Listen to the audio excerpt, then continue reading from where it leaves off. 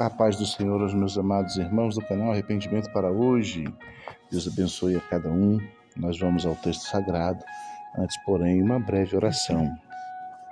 Soberano Deus, eterno Pai, é no nome de Jesus que invocamos o Senhor e entramos na Tua santa presença, suplicando ao Senhor que nos dê graça, entendimento e sabedoria pelo Teu Espírito Santo da Tua santa palavra, pois nós somos carentes.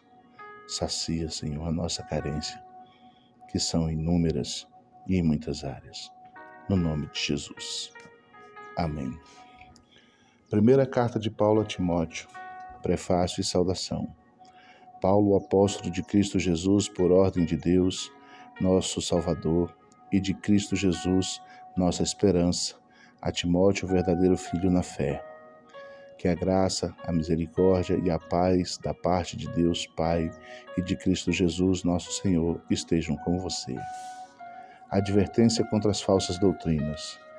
Quando eu estava de viagem rumo à Macedônia, pedi a você que ainda permanecesse em Éfeso para admoestar certas pessoas, a fim de que não ensinem outra doutrina, nem se ocupem com fábulas e genealogias sem fim. Essas coisas mais promovem discussões do que o serviço de Deus, na fé. O objetivo dessa admoestação é o amor que procede de um coração puro, de uma boa consciência e de uma fé sem hipocrisia. Algumas pessoas se desviaram destas coisas e se perderam em discussões inúteis, pretendendo passar por mestres da lei, não compreendendo, porém, nem o que dizem, nem os assuntos sobre os quais falam com tanta ousadia. A lei e os seus objetivos. Sabemos que a lei é boa se alguém se utiliza dela de modo legítimo, tendo em vista que não se promulga a lei para quem é justo, mas para os transgressores e rebeldes, para os ímpios e pecadores, para os iníquos e profanos, para os que matam o pai ou a mãe, para os homicidas, para os que praticam a imoralidade, para os que se entregam a práticas homossexuais, para os sequestradores, para os mentirosos, para os que fazem juramento falso e para tudo o que se opõe a essa doutrina, segundo o Evangelho da glória do Deus bendito, do qual fui encarregado. A graça na vida de Paulo. Dou graças a Cristo Jesus, nosso Senhor, que me fortaleceu e me considerou fiel, designando-me para o ministério. A mim que no passado era blasfemo, perseguidor e insolente, mas alcancei misericórdia, pois o fiz na ignorância, na incredulidade. Transbordou, porém, a graça de nosso Senhor com a fé e o amor que há em Cristo Jesus. Esta palavra é fiel e digna de toda aceitação, que Cristo Jesus veio ao mundo para salvar os pecadores, dos quais eu sou o principal. Mas por esta mesma razão me foi concedida misericórdia, para que em mim, que sou o principal pecador, Cristo pudesse mostrar a sua completa longanimidade e eu servisse de modelo para todos os que hão de crer nele para a vida eterna. Assim, ao Rei eterno, imortal, invisível, Deus único, honra e glória para todos sempre. Amém. O bom combate. Esta é a admoestação que faço a você, meu filho Timóteo, segundo as profecias que anteriormente foram feitas a seu respeito, que firmado nelas você combata o bom combate, mantendo a fé e a boa consciência, porque alguns, tendo rejeitado a boa consciência, vieram a naufragar na fé. Entre esses estão Emineu e Alexandre, os quais entreguei a Satanás para serem castigados, a fim de que aprendam a não blasfemar. A prática da oração, um só mediador. Capítulo 2. Antes de tudo, peço que se façam súplicas, orações, intercessões e ações de graças em favor de todas as pessoas. Orem em favor dos reis e de todos os que exercem autoridade, para que vivam vida mansa e tranquila, com toda paciência e respeito. Isto é bom e aceitável diante de Deus, nosso Salvador, que deseja que todos sejam salvos e cheguem ao pleno conhecimento da verdade. Porque há um só Deus, um só mediador entre Deus e a humanidade, Cristo Jesus, homem, que deu a si mesmo em resgate por todos, testemunho que se deve dar em tempos oportunos. Para isto foi designado pregador e apóstolo. Afirmo a verdade, não minto, mestre dos gentios na fé e na verdade. Instruções para os homens e mulheres.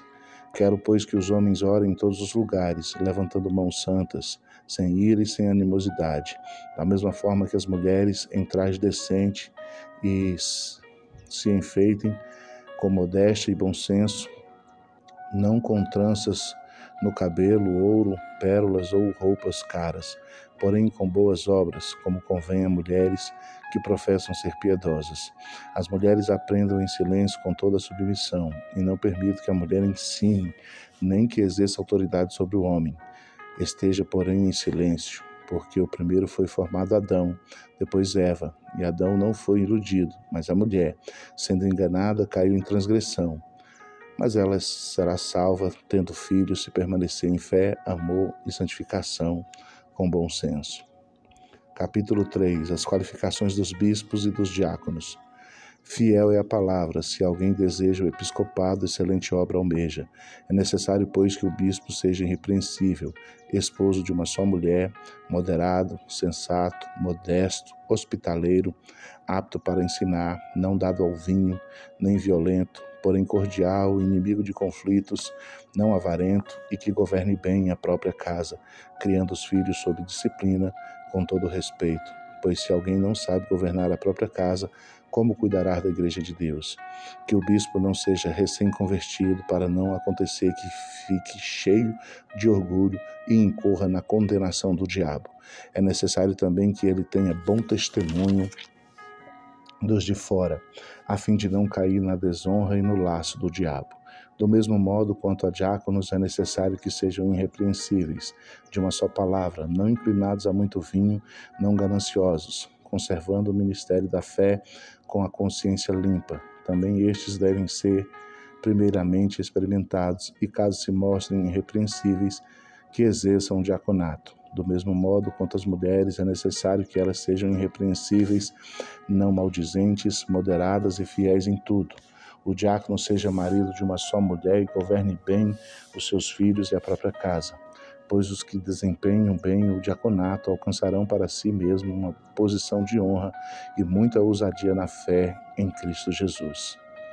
A Igreja de Deus e o mistério da piedade. Escrevo estas coisas a você, e esperando ir vê-lo em breve.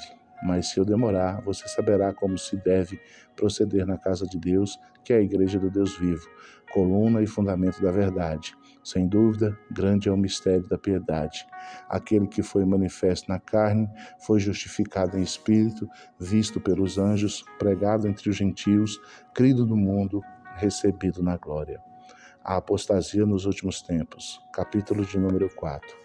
Ora, o Espírito afirma expressamente que nos últimos tempos alguns apostatarão da fé por obedecerem a espíritos enganadores e a ensino de demônios, pela hipocrisia dos que falam mentiras e que têm a consciência cauterizada, que proíbem o casamento e exigem abstinência de alimentos que Deus criou para serem recebidos com gratidão pelos que creem e conhecem a verdade. Pois tudo que Deus criou é bom, e se recebido com gratidão, nada é recusável, porque é santificado pela palavra de Deus e pela oração. Exortação à fidelidade no ministério. Expondo estas coisas aos irmãos, você será um bom ministro de Cristo Jesus, alimentado com as palavras da fé e da boa doutrina que você tem seguido. Mas rejeita as fábulas profanas e de velhas caducas. Exercita-te pessoalmente na piedade, pois o exercício físico tem algum valor, mas a piedade tem valor para tudo, porque tem a promessa da vida que é agora e da que há de vir.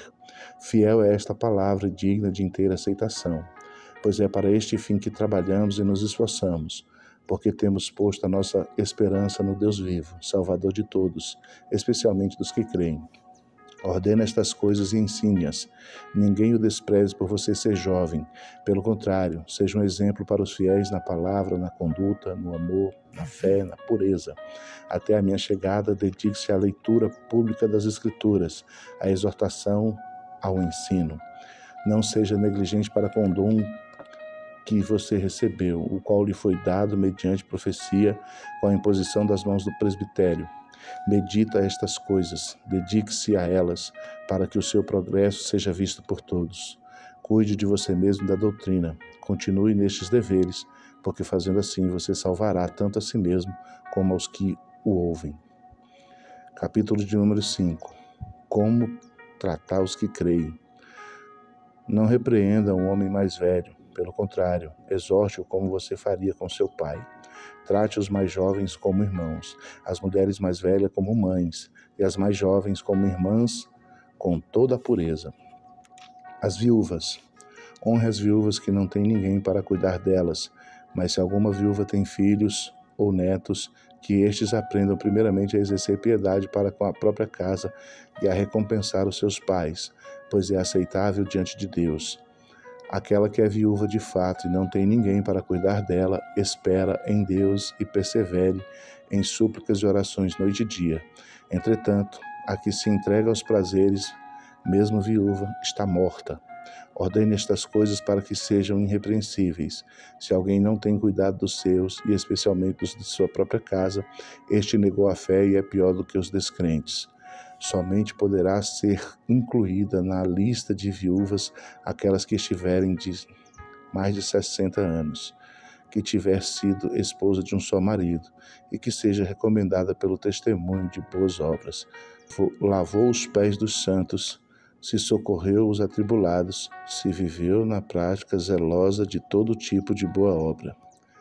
Mas não inclua na lista viúvas mais novas, porque quando seus desejos fazem com que se afastem de Cristo, querem casar-se, tornando-se condenáveis por anularem o seu primeiro compromisso. Além do mais, elas aprendem também a viver ociosas, andando de casa em casa, e não somente ficam ociosas, mas ainda se tornam fofoqueiras e intrometidas, falando o que não devem. Por isso, quero que as viúvas mais novas casem, criem os filhos, sejam boas donas de casa e não deem ao adversário motivo algum para falar mal de nós, pois algumas já se desviaram seguindo a Satanás. Se alguma mulher crente tem viúvas em sua família, socorra-as para que a igreja não fique sobrecarregada e possa socorrer as viúvas que não têm ninguém. Os presbíteros. Devem ser considerados merecedores de pagamento em dobro os presbíteros que presidem bem, especialmente os que se esforçam na pregação da palavra e no ensino, pois a Escritura declara: não amordace o boi enquanto ele pisa o trigo, e ainda o trabalhador é digno do seu salário. Não aceite denúncia contra presbítero, a não ser exclusivamente sobre o depoimento de 2 ou 3 testemunhas. Vários conselhos. Quanto aos que vivem no pecado, repreende-os na presença de todos, para que também os demais temam. Diante de Deus e de Cristo Jesus e dos anjos eleitos, peço com insistência que você guarde estes conselhos, sem discriminação, nada fazendo com espírito de parcialidade. Não tenha pressa para impor as mãos sobre alguém. Não seja cúmplice dos pecados dos outros. Conserve-se puro. Não beba somente água, beba também um pouco de vinho por causa do seu estômago e das suas frequentes enfermidades. Os pecados de alguns são notórios, mesmo antes do juízo, mas os de outros só se manifestam mais tarde. Do mesmo modo, também as boas obras se evidenciam, e aquelas que ainda não são manifestas não poderão ficar escondidas. Capítulo 6. Os senhores e os servos. Todos os servos que estão debaixo de jugo considerem dignos de honra o próprio Senhor, para que o nome de Deus e a doutrina não sejam difamados. Também os que têm senhor crente não o tratem com desrespeito, porque é irmão. Pelo contrário, trabalhe ainda mais, pois ele que partilha do seu bom serviço é crente e amado. Ensine e recomende estas coisas. Os falsos mestres e os perigos das riquezas. Se alguém ensina outra doutrina e não concorda com as sãs palavras de nosso Senhor Jesus Cristo, é como um ensino segundo a piedade. Esse é orgulhoso, não entende nada, mas tem um desejo doentio por discussões e brigas a respeito de palavras. É daí que nascem a inveja, a provocação e as difamações, as suspeitas malignas e as polêmicas sem fim da parte de pessoas cuja mente é privada e que estão privadas da verdade, supondo que a piedade é fonte de lucro. De fato, o grande fonte de lucro é a piedade com contentamento, porque nada trouxemos para o mundo, nem coisa alguma podemos levar dele. Tendo sustento e com que nos vestir, estejamos contentes. Mas os que querem ficar ricos caem em tentação e em armadilhas e em muitos desejos insensatos e nocivos que levam as pessoas a se afundarem na ruína e na perdição. porque o amor do dinheiro é a raiz de todos os males, e alguns nesta cobiça se desviaram da fé e atormentaram a si mesmo com muitas dores. O bom combate da fé. Mas você, homem de Deus, foge de tudo isso. Siga a justiça, a piedade, a fé, o amor, a perseverança, a mansidão. Combata o bom combate da fé. Tome posse da vida eterna, para a qual você também foi chamado e da qual fez a boa confissão diante de muitas testemunhas. Diante de Deus, que preserva a vida de todas as coisas, e diante de Cristo Jesus, que na presença de Pôncio Pilatos fez a boa confissão, exorto a você a guardar este mandamento imaculado, irrepreensível, até a manifestação de nosso Senhor Jesus Cristo, a qual no tempo certo há de ser revelada pelo bendito e único soberano, o Rei dos Reis, o Senhor dos Senhores, o único que possui imortalidade, que habita em luz inacessível, a quem ninguém jamais viu, nem é capaz de ver. A ele honra e poder eterno. Amém. Os ricos. Exorta os ricos deste mundo a que não sejam orgulhosos, nem depositem a sua esperança na instabilidade das riquezas, mas em Deus, que tudo nos proporciona ricamente para o nosso prazer. Que eles façam o bem, sejam ricos em boas obras, generosos em dar e prontos a repartir, ajuntando para si mesmo um tesouro que é sólido fundamento para o futuro, a fim de tomarem posse da verdadeira vida. Conselho final. E você, ó Timóteo, guarde o que lhe foi confiado, evitando os falatórios inúteis e profanos e as contradições daquilo que falsamente chamam de conhecimento, pois alguns, professando, se desviaram da fé. Bênção. A graça esteja com você.